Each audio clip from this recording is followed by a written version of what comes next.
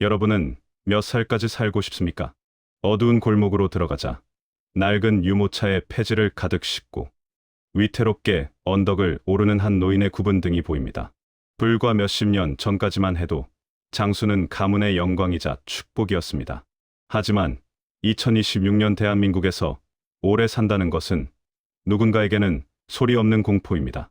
세계에서 가장 빠른 속도로 늙어가는 나라. 그러나 그 속도를 따라가지 못하는 통장의 잔고. 우리는 지금 기이하고도 슬픈 현상을 목격하고 있습니다. 바로 고령화와 빈곤의 동시 발생입니다. OECD 국가 중 노인 빈곤율 압도적 1위. 10명 중 4명의 어르신이 최저 생계비조차 마련하지 못한 채 하루하루를 버티고 있습니다. 자녀에게 전 재산을 쏟아붓고 텅 빈 손으로 놓으라는 링 위에 올라온 베이비부머 세대. 그리고 그들을 부양해야 할 막막한 과제를 떠안은 청년 세대. 현재 기준으로 1954년에서 1963년에 태어난 제 1차 베이비붐 세대가 이럴진데, 은퇴가 줄을 잇는 1964년에서 1974년에 태어난 제2차 베이비붐 세대의 상황은 더욱 심각할 것으로 예상됩니다. 아마도 인구 구조가 더 취약해져서 사태를 악화시킬지도 모릅니다. 오늘 우리는 고령화와 빈곤이 함께 발생한다라는 주제를 통해 대한민국 노후의 민낯을 해부합니다.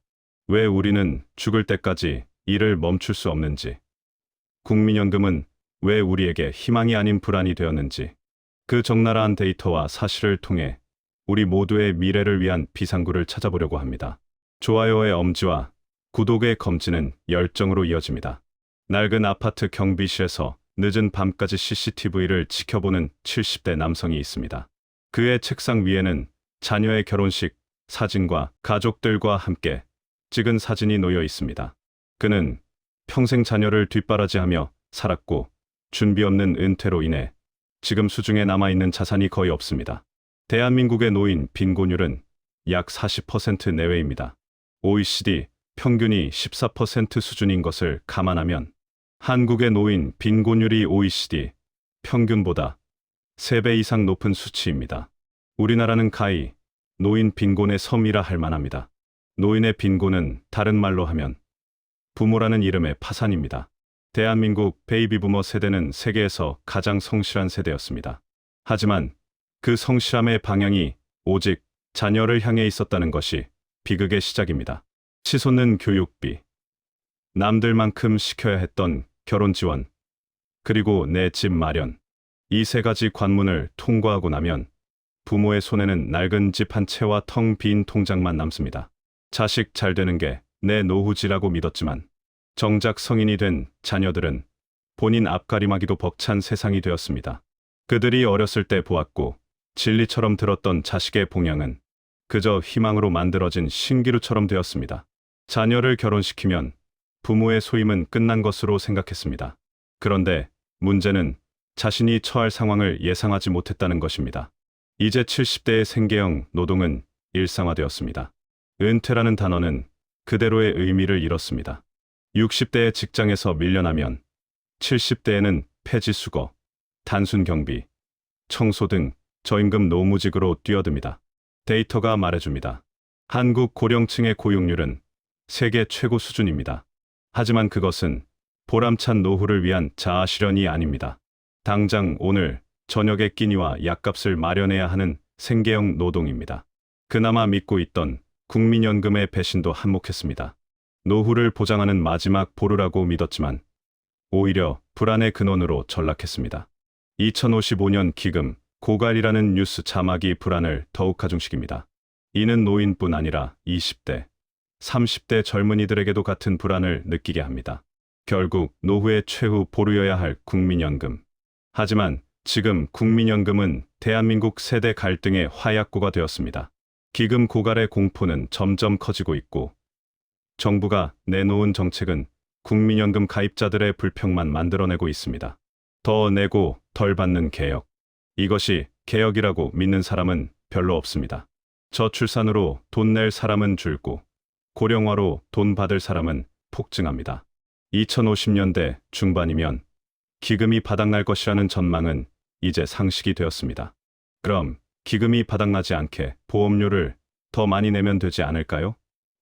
이는 말처럼 쉽지 않습니다.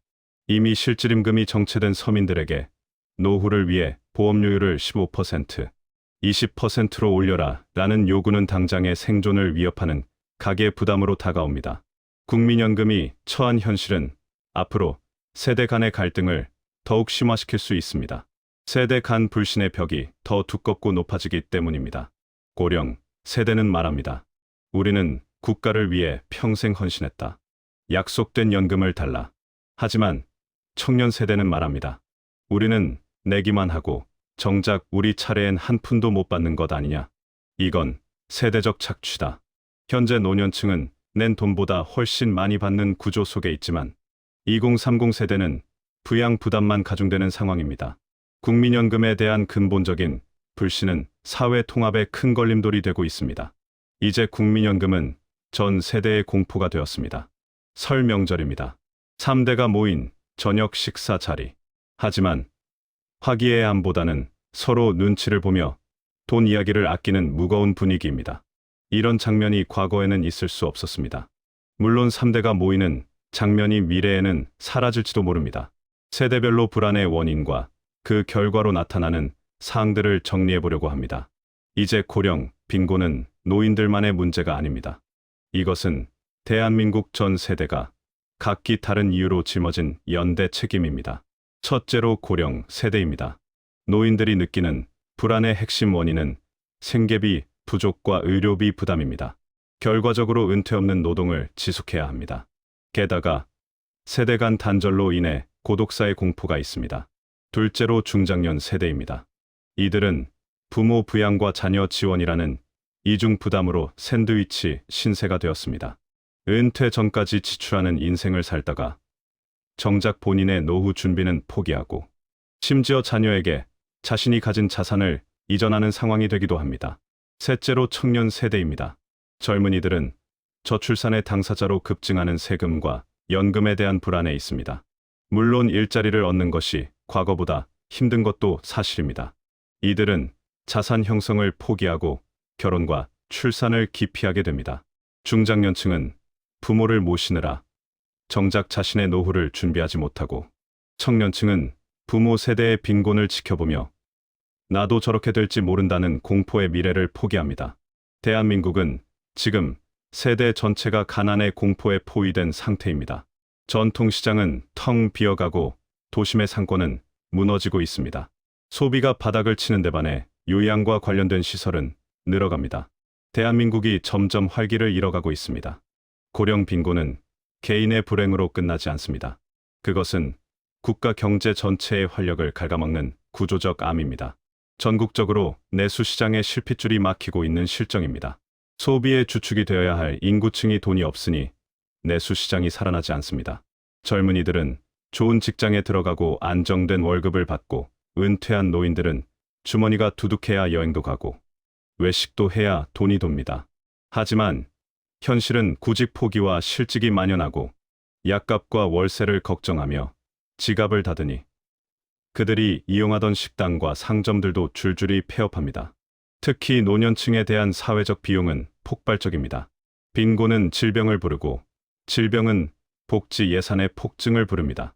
빈곤으로 인한 고독사, 노인 자살은 단순히 슬픈 뉴스가 아니라 우리가 감당해야 할 막대한 의료비와 사회적 유지 비용으로 되돌아옵니다.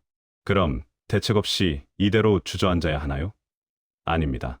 구조의 결함을 고쳐야 할 시간입니다. 대한민국에서 노후 준비 부재는 개인의 게으름이 아닌 사회적 구조의 결함입니다. 이제 우리는 판을 바꿔야 합니다. 첫 번째 솔루션은 자산의 연금화 전략입니다. 집을 연금으로 바꿔라. 대한민국 가계 자산의 70%는 부동산입니다. 이 죽어있는 자산을 주택연금을 통해 매달 현금이 흐르는 생명선으로 바꿔야 합니다. 자식에게 집을 물려줘야 한다는 인식에서 벗어나 내 집으로, 내 노후를 스스로 책임지는 문화가 정착되어야 합니다. 두 번째 솔루션은 정년 연장과 노동 수명 확보입니다. 60세에 은퇴하고 100세까지 살아야 하는 시대의 40년의 공백을 연금으로만 메울 수는 없습니다. 건강한 고령층이 더 오래 일할 수 있도록 정년 연장과 임금, 피크제의 정교한 결합이 필요합니다. 일하는 노인은 빈곤하지 않으며 국가의 복지 부담도 줄여줍니다. 세 번째 솔루션은 국가의 연금 지급, 보장 명문화입니다. 청년들의 불신을 잠재우기 위해 국민연금은 국가가 망하지 않는 한 반드시 지급한다는 법적 보장을 명문화해야 합니다. 신뢰가 회복되어야 연금 개혁을 위한 사회적 대타협도 가능해집니다.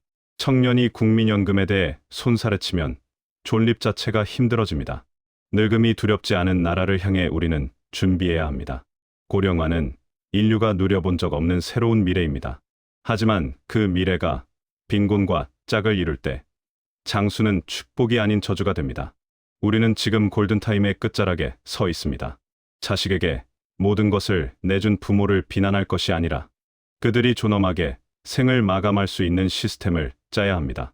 청년들에게 부양의 짐만 지울 것이 아니라 그들도 안전하게 늙어갈 수 있다는 확신을 주어야 합니다.